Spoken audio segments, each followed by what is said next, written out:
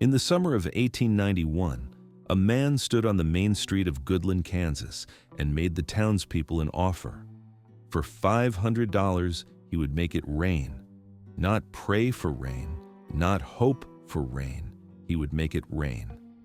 And here's the remarkable thing. They believed him.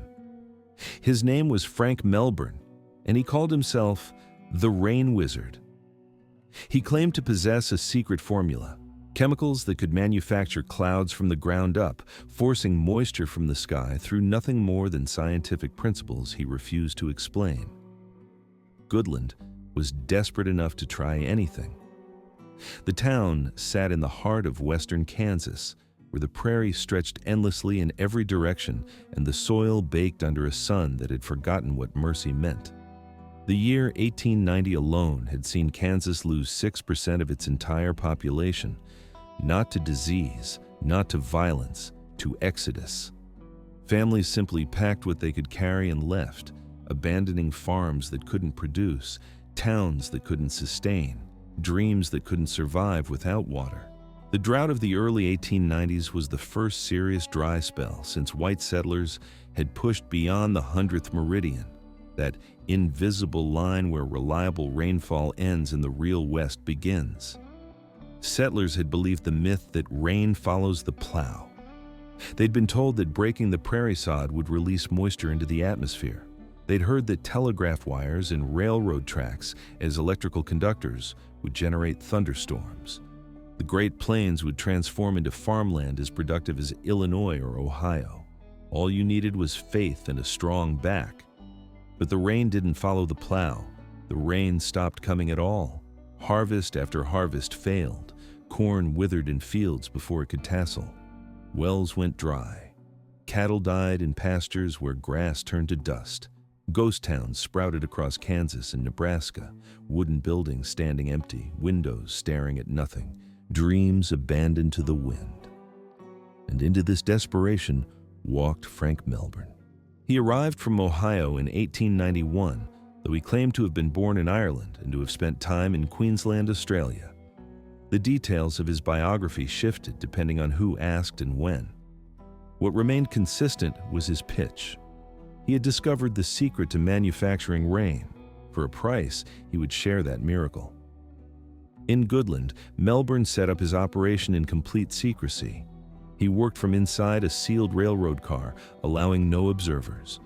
For several days, mysterious gases rose from his location. The vapors drifted northeast on a southwest wind, and then, improbably, rain fell. Not in Goodland itself, just a light shower there. But northeast of town, where the gases had traveled, heavy rains reportedly came down. The people of Goodland called it a success. Melbourne departed without collecting his full fee. The rainfall hadn't been quite sufficient to justify the $500. But he'd proven something more valuable than money. He'd proven that people wanted to believe. More than that, they needed to believe. Doing something, even paying a confidence man to evaporate chemicals into the sky, felt better than doing nothing. Within a year, 3 rainmaking companies had formed in Goodland alone. The Interstate Artificial Rain Company claimed to have purchased Melbourne's secret. The Goodland Artificial Rain Company sent rainmaking squads across the region. The Swisher Rain Company competed for contracts in South Dakota, Nebraska, Kansas, Oklahoma, Texas, Colorado, Utah, and California. By 1893, 5 rainmaking companies operated out of Kansas. One company official wrote to another after a successful contract in Oklahoma City. "I tell you, Marv, we have got the world by the horns with a downhill pull and can all wear diamonds pretty soon." Melbourne himself reached the peak of his audacity when he proposed bringing rain to 20 Kansas counties at 10 cents per cultivated acre. With over 2 million acres in cultivation, the deal would have made him one of the wealthiest men in the state, drought or no drought. For a time, he even considered selling his secret to the federal government for $1 million. "My discovery is capable of doubling the arable area of the world," Melbourne declared. There is no section where rainfall cannot be produced in from 3 to 7 days. Over Nebraska and Kansas, 3 to 5 days are required. But not everyone bought the performance. When Melbourne worked in the Nebraska Panhandle, a local rancher named Old Jules Sandoz rode down to watch. Thunder rumbled, wind blew. A few drops of rain fell, complete with a double rainbow arching across the prairie sky. Old Jules turned to his neighbors and remarked, "I'll keep catching skunks for a living." The skeptics had reason to doubt. Melbourne's methods remained shrouded in mystery, but his timing was suspiciously convenient. He only accepted contracts when weather patterns suggested rain might come anyway. When rain arrived within a few days of his ministrations, he claimed credit. When it didn't, he collected nothing and moved on. The arrangement minimized his risk while maximizing his reputation. Every success kept him in business for months. Every failure simply meant unpaid labor.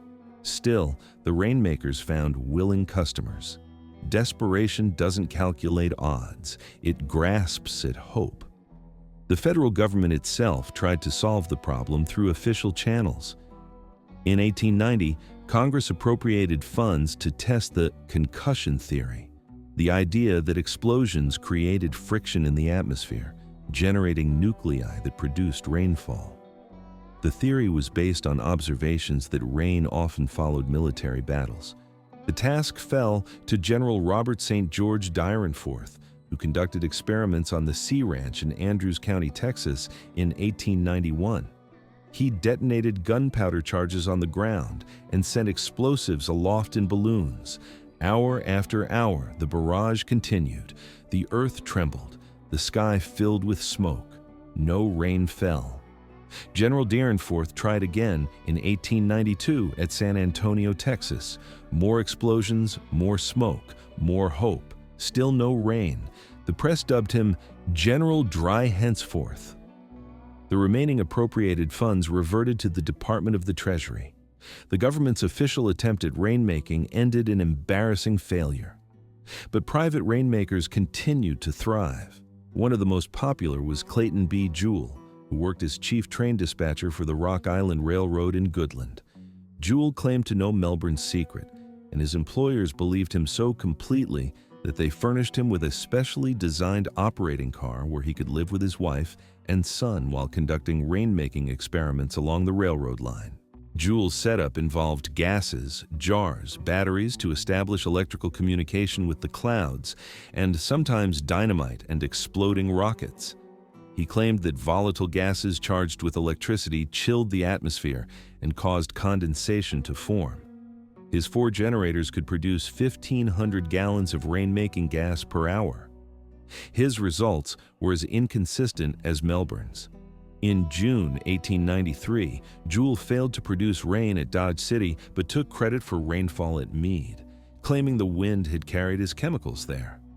By the end of 1894, enthusiasm for rainmaking had largely faded across Kansas and Nebraska.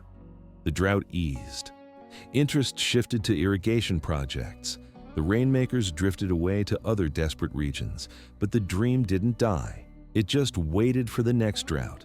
21 years later, in December 1915, another American city faced water scarcity so severe that city officials were willing to try the impossible. San Diego, California, had endured years of unusually dry conditions. The Morena Reservoir, 60 miles east of the city, sat nearly empty.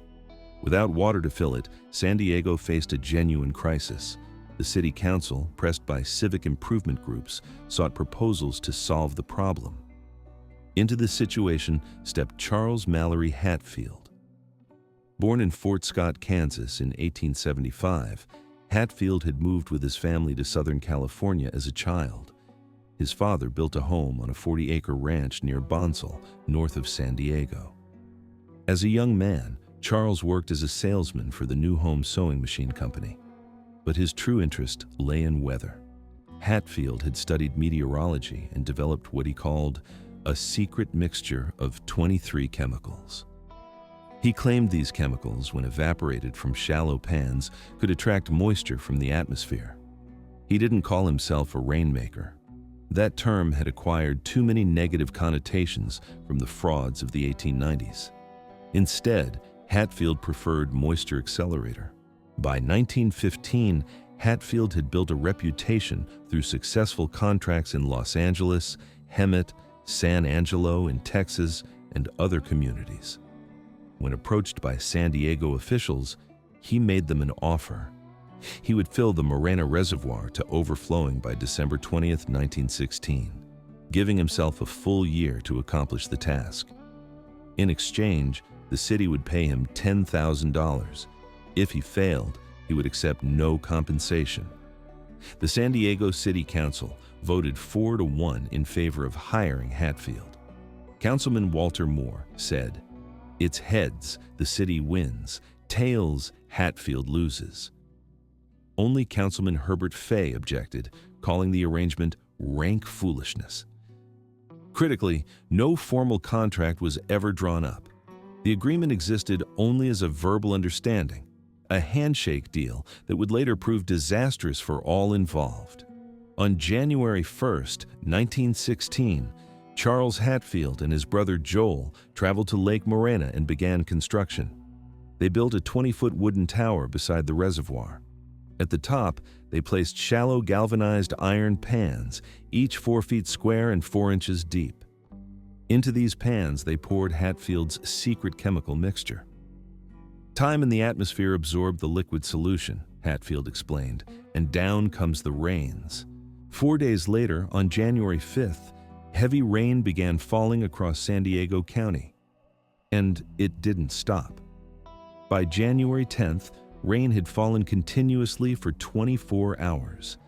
It paused for a couple of days, then resumed with even greater intensity from January 14th through 18th. The San Diego River overflowed its banks, flooding Old Town and Mission Valley. Water streamed down from Balboa Park into downtown streets. Roads vanished under torrents, railroad tracks lifted from their beds, telephone lines snapped and fell. Hatfield, watching from his tower at Lake Morena, saw exactly what he'd promised. Water lapped at the top of the reservoir, filling it to capacity and beyond. But 60 miles away in San Diego, the deluge had transformed from miracle to catastrophe. The Tijuana River flooded, submerging homes at San Isidro. The Mission Valley became a lake for miles. Bridges collapsed under the weight of water and debris. Entire communities found themselves cut off from the outside world, accessible only by boat. The San Diego Union reported that Hatfield called City Hall during the storm.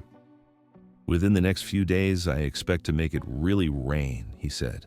When asked if he was joking, Hatfield replied, "Never more serious in my life. Just hold your horses, and I'll show you a real rain." One property owner, rescued by rowboat from his flooded home, quipped to reporters, "Let's pay Hatfield $10,000 to quit." Then, on January 27th, the Lower Otay Dam broke. A wall of water crashed through the Otay Valley, sweeping away everything in its path. Homes exploded into splinters, livestock drowned, the entire community of Little Landers vanished. The floodwaters scoured the valley clean, leaving no survivors and no bodies to recover. Estimates of the death toll varied widely. Some reports claimed 20 dead, others counted as many as 50. Many of the victims were Japanese farmers who had settled in the valleys. In the days following the disaster, Japanese families could be seen searching South Bay in boats, looking for lost loved ones. A monument to these victims was later erected in Mount Hope Cemetery. By the time the rain stopped, nearly 30 inches had fallen across San Diego County in a single month, the wettest period in the region's recorded history. The county coroner estimated 50 deaths. Property damage reached $3.5 million, equivalent to nearly $200 million in modern currency. 112 bridges, streets, railroad trestles, and streetcar lines had been destroyed. Naval ships were required to ferry people and supplies in and out of the city. San Diego remained virtually isolated for 32 days. Locals began calling it Hatfield's Flood. When communication lines were finally restored, Charles Hatfield walked 60 miles through the devastated landscape back to San Diego City Hall. He arrived muddy, exhausted, and triumphant. He had fulfilled his contract. The Morena Reservoir stood full. He had come to collect his $10,000. The city attorney, Terrence Cosgrove, refused to pay him. The logic was simple and brutal. If the city paid Hatfield for making it rain, the city would be admitting responsibility for the flood. Lawsuits were already piling up from victims seeking compensation. Paying Hatfield would expose the city to millions in liability. Hatfield, stunned, offered to reduce his fee to $4,000. The city refused. Hatfield filed a lawsuit. The case would drag through the courts for 22 years. In 1938, a judge finally ruled. The floods, the court determined, were an act of God, not an act of Charles Hatfield, and not an act of the San Diego City Council. Hatfield received nothing. The irony is that the disaster made Hatfield's career. Once word spread about what he'd produced in San Diego, drought-stricken regions across America sought his services. He worked for nearly 30 more years, accepting contracts from communities desperate enough to try anything. In 1929, the Standard Steamship and Fruit Company hired him to stop a fire on a 100,000-acre banana plantation in Honduras. He claimed more than 500 successes over his career, but he never revealed his secret formula. When Charles Hatfield died on January 12, 1958, at the age of 82, he took his mixture of 23 chemicals with him to the grave. His brother Paul, who had helped build the tower at Lake Morena, told reporters he didn't ever tell. Professional meteorologists never believed Hatfield's claims. The Bulletin of the American Meteorological Society regularly dismissed his work as pseudo-scientific trickery. Modern analysis suggests that San Diego was hit by two separate atmospheric rivers in January 1916. Massive bands of moisture stretching thousands of miles across the Pacific. Hatfield's timing was impeccable, but his chemicals were irrelevant. The same was true of Frank Melbourne, Clayton B. Jewell, and all the other rainmakers who swept across the Great Plains in the 1890s. They were skilled at reading weather patterns, at timing their operations for maximum effect, and at exploiting the psychology of desperate people. What they weren't skilled at was making rain. But in the end, does it matter? The farmers of western Kansas in 1891 were watching their children go hungry. The city of San Diego in 1916 was facing a water crisis that threatened its future. When people are desperate, when powerlessness becomes unbearable, when hope is the only thing left, they'll pay for the chance to do something, even if that something is watching a confidence man pour chemicals into pans on a wooden tower. The Rainmakers understood something fundamental about human nature. We need to believe that we can control our fate. We need to believe that science or prayer or secret formulas can bend nature to our will. We need to believe that next year will be better, that the drought will break, that water will come. Sometimes it even does, just not because of chemicals in pans or explosions in the sky. By the early 20th century, attention shifted to actual scientific methods of weather modification. Researchers experimented with cloud seeding, introducing substances like silver iodide into existing clouds to encourage precipitation. The results were modest at best, and the practice remains controversial. In 1975, Western Kansas launched the Western Kansas Weather Modification Program, using chemical crystals fired from airplanes to reduce hail formation. The program claimed a 27% decrease in hail damage, though results varied. But nothing matched the audacity of Melbourne standing in Goodland, claiming he could double the arable area of the world. Nothing matched the spectacle of General Dry henceforth detonating explosives across the Texas prairie. Nothing matched the drama of Hatfield walking 60 miles through floodwaters to demand payment for the disaster he may or may not have caused. These men lived in the gap between desperation and technology, between faith and fraud, between the impossible and the merely improbable. They promised rain in a land where rain meant survival. And for a brief, strange moment in American history, people believed them. Because sometimes belief is all you have left. The Rainmakers are gone now. Melbourne disappeared from the historical record after 1895, his reputation damaged beyond repair. Jewell returned to his job as a railroad dispatcher. Hatfield died without ever collecting his $10,000 from San Diego. But the droughts remain. They always do. And when the next one comes, when the land bakes and the wells run dry and hope becomes a commodity worth selling, someone will always step forward with a promise. It might even rain.